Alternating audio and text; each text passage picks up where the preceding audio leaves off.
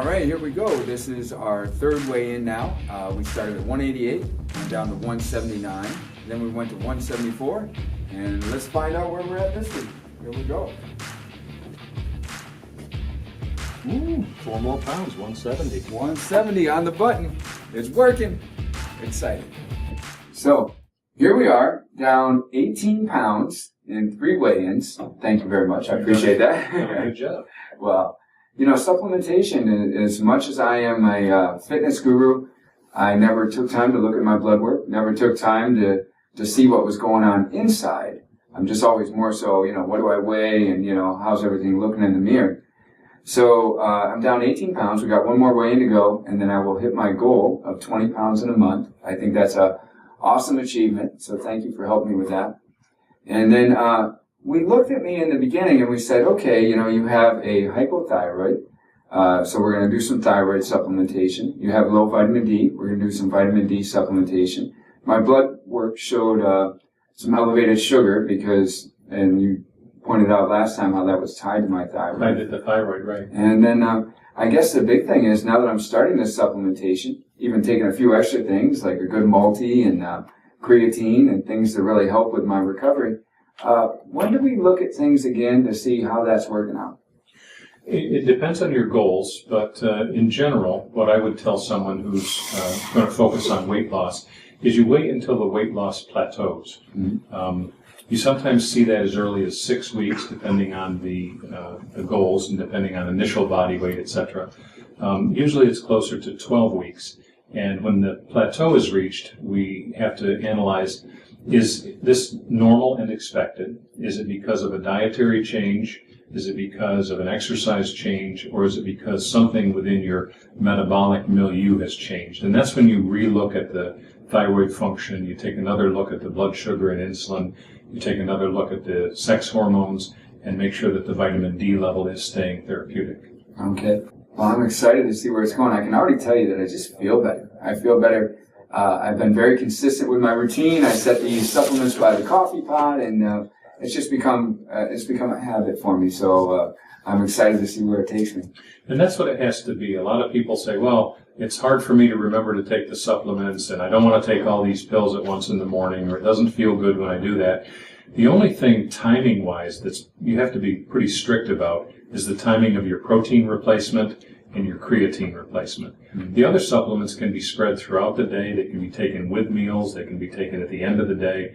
The timing isn't crucial, but the amounts are important to help maintain a good recovery program. And, you know, the technique that works is the one that's going to work for you. Maybe you put them into a small plastic bag and keep them in your pocket or in a purse. Maybe you set a timer on the watch to remind you when to take them. Maybe you just learn to remember with each meal which supplements to take. But it's important that you do it for the recovery process. And a lot of people will start a program like that and then find that they've drifted away from it, and in a few months back with the same complaint. My weight is stuck, or my weight's beginning to climb.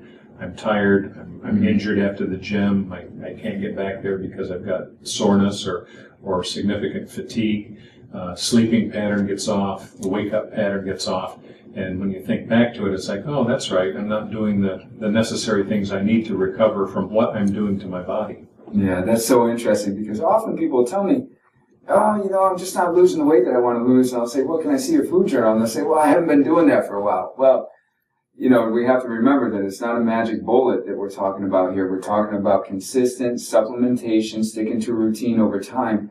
That's where the magic's at, consistency. And the journaling is so crucial because they've actually done studies in some different bariatric weight loss programs and found that those who journal their diet intake, their food journal, are 6 times more likely to be successful. If they journal their food, their exercise, and their water, 10 times more successful. Wow, 10 times more successful. 10 times, not 6 times, 10 times. Wow. They don't lose 10 times as much weight, but they're 10 times as likely to get the goal. Right, just by consistent, awareness. I think it raises your level of consciousness. Thinking about it, that's right. I've had many people tell me, they're like, oh, I was going to eat that, but then I knew I'd have to write it in my journal, and I didn't want you to see that I was having the donut or whatever. And so, good. It's that consciousness that really helps. Yes. And I tell people, they'll say, well, I'm doing your diet. And I say, whoa, it's your diet. Right. I'm just giving you some guidelines. And they say, you know, I didn't write it down because I don't want you to see it. It's like, I don't care what I see. I care that I see. And you're not writing it down so that I'll see it or that I won't see it. You're writing it down so that you see it and say, Tuesday I had a donut. Big deal.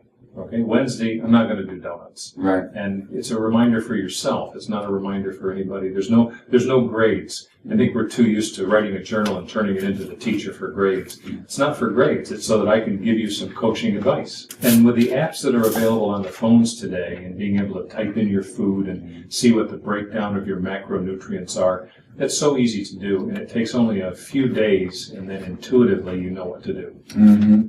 And I love the fact that, you know, we're talking about just tracking the progress and celebrating the progress, right?